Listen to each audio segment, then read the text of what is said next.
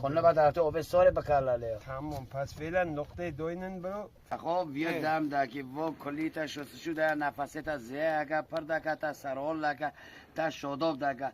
و تماش دوره تنگازی هر 100 سال خو سانتک رشته که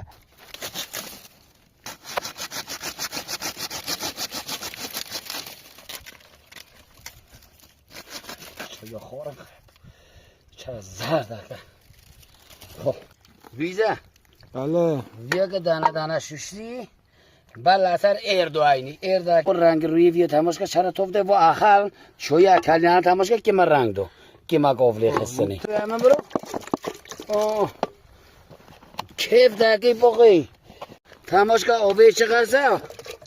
آبی جن نصف تقریبا آبی نصفی سو کفتکه نیاجورا نفشان کار بنزین میکنه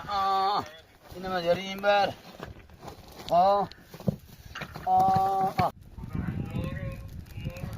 وقت کبرو بیچاق پیش دکه تماش بکشین اثر بیا وقت کبرو بیچاق پیش دکه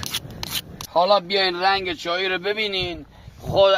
اخوان رنگ چایی بینن سر یا بایا چای سر که ما خزانان را بینن بخون وارا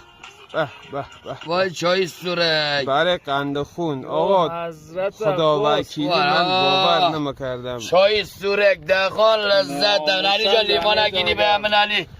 و طبیعت خراسان شمالی برو این چوب دم کنین این رنگی تحویل میگیری آقا ممنون با سرک